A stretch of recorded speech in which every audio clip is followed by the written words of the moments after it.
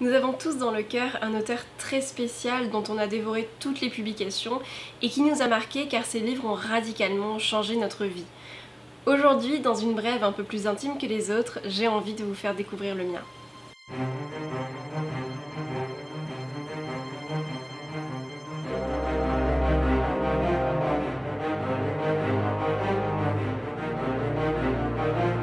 Bonjour à tous, cette brève n'était pas vraiment au programme mais j'ai senti le besoin de la tourner après avoir vu la vidéo de Georgia Secret où elle évoque un petit peu son chemin spirituel et ça m'a fait réfléchir à mon propre parcours et j'ai constaté que ma façon d'envisager la vie et mon rapport à la spiritualité ont été énormément influencés par un auteur et il s'agit de Bernard Werber. C'est un ami qui m'a fait découvrir cet auteur quand j'avais peut-être 14 ans, un moment où j'étais très mal dans ma vie. Il m'a mis les Thanatonautes entre les mains et il m'a dit « Lis ça, tu verras, ça ira mieux ». Et ben il s'était pas trompé. Pour les non-initiés, les Thanatonautes racontent l'histoire de deux amis scientifiques un peu téméraires qui vont se lancer dans l'exploration du dernier continent inconnu par l'homme, la dernière terra incognita, à savoir la mort. Leur approche de l'au-delà se veut scientifique et laïque, et le livre parvient à être à la fois prenant, divertissant et instructif, tout en évitant les écueils du dogmatisme ou de l'athéisme pour traiter d'un sujet aussi délicat que la vie après la mort. Quand j'ai lu les Thanatonautes, j'ai su que j'étais à un tournant culturel de ma vie. En l'espace de 3 ou 4 mois, j'ai englouti tout ce que Werber avait publié jusqu'alors et je peux vous assurer que ces livres ont eu un vrai impact sur ma vie. J'ai eu l'impression qu'on retirait un voile de devant mes yeux.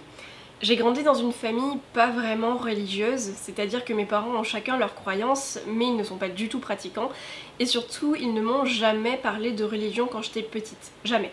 Alors mon père me lisait l'Ancien Testament quand j'étais enfant, mais au même titre que ma mère me lisait les contes de fées, et sans jamais me présenter ça autrement que comme une bonne histoire de pharaons, de rois et de géants.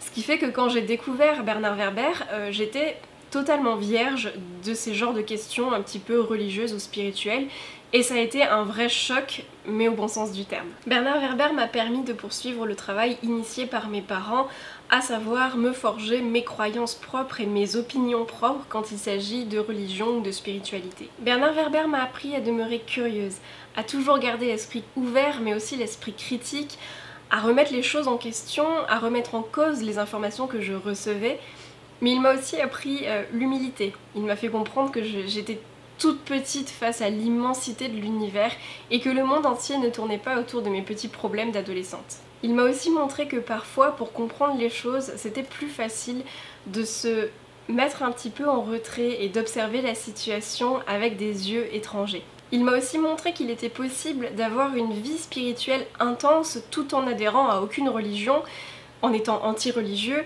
et que le monde ne se résumait pas à la dichotomie religion-athéisme. Mais surtout, il a ouvert les portes de mon imagination sur l'immensité des possibles. Et s'il y avait de la vie ailleurs dans l'univers? Et si une force supérieure nous avait créés? Et si au contraire nous n'étions que le fruit de hasards biologiques? Et si dans des milliers d'années il n'y avait plus que des femmes sur Terre? Ces lectures ont fait évoluer mon rapport à la spiritualité, mais ont également bouleversé ma vision de la vie, de la nature, de la société, des autres, des animaux. Elles ont aussi développé un certain goût pour les sciences dans mon esprit purement littéraire, et j'ai compris qu'on pouvait à la fois faire des sciences et de la littérature, et qu'on pouvait tout à fait lier les deux.